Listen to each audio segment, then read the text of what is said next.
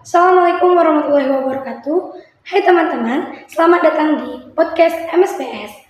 Bersama saya Atika Zia dan Putri Amelia, salah satu siswi berprestasi di MSPS. Sebagai peraih juara 3 di FLS 3N tingkat Aceh Besar. Waalaikumsalam warahmatullahi wabarakatuh. Saya Putri Amelia yang sedang duduk di bangku SMP kelas 2 MSDS. Kamu suka nulis ya? Sebenarnya sih pertama saya dipaksa mau milihan. Oh, awalnya kepaksa? Iya. Terus kok bisa jadi suka nulis gitu? Pertama tuh saya disuruh buat tugas tentang kejadian buruk di saat Ramadan. Pertama tuh saya nggak punya kejadian buruk di saat Ramadan.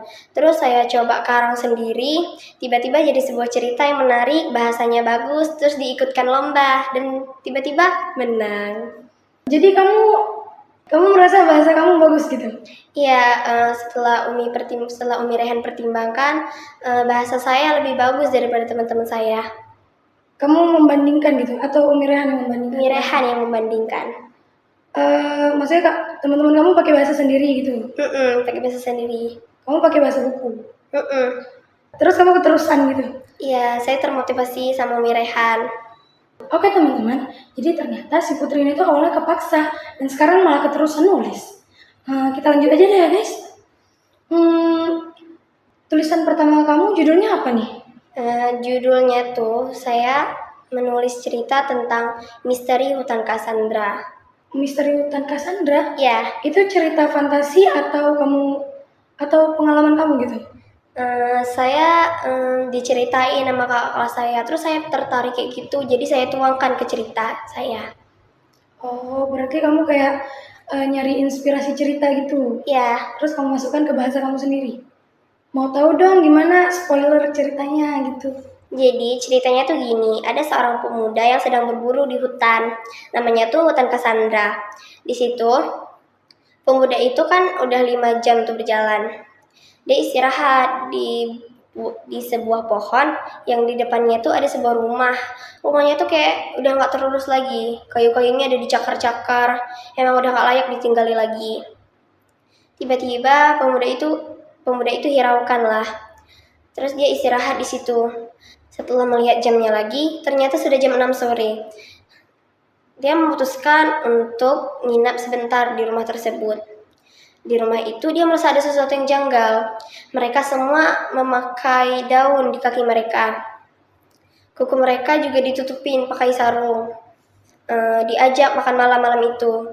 Tapi ternyata cuman dia sendiri yang makan. Keluarganya tuh nggak makan, cuman natap liatin dia.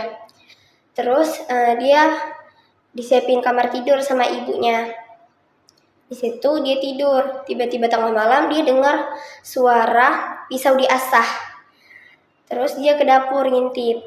Di situ ternyata sekeluarga itu lagi siapin pisau untuk membunuh dia, untuk mutilasi dia supaya bisa dijadiin makanan.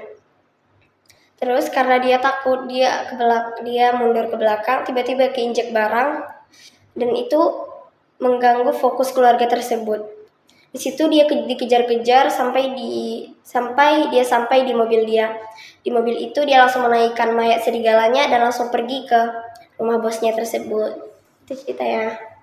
Gimana kesan pertama kamu pas kemarin ikut FLS 3N? Sebenarnya sih saya deg-degan karena baru pertama kali mengikuti lomba, apalagi tingkat nasional. Di situ saya ketemu banyak kenalan. Di situ saya yang paling muda, semuanya kakak kelas. Kesibukannya sekarang apa nih Putri? Sekarang kesibukan saya tuh untuk mempersiapkan diri untuk mengikuti lomba FLS 3N menulis cerita lagi di tahun 2026 ini. Saya juga sibuk mengurus pendaftaran untuk jadi duta siswa di Aceh Besar. Oh, semoga tercapai ya. Amin. Harapan kedepannya apa nih Putri? Harapan ke depan saya mau lulus jadi duta siswa di Aceh Besar. Saya mau ngadain beberapa lomba di Aceh Besar, lomba cerpen terutama. Saya juga mau nerbitin buku, dikenal banyak orang, dan banyak pembaca setia saya menunggu buku yang akan saya terbitin lagi. Berarti kamu mau nerbitin buku nih? Iya. Kalau kamu udah nerbitin buku, aku bakalan jadi pembaca setia deh. Makasih ya. Sama-sama. Oke, itu tadi ngobrol singkat bersama Putri Amelia. Semoga harapannya Putri terwujud ya teman-teman. Dan semoga Putri bisa menjadi inspirasi bagi kita semua.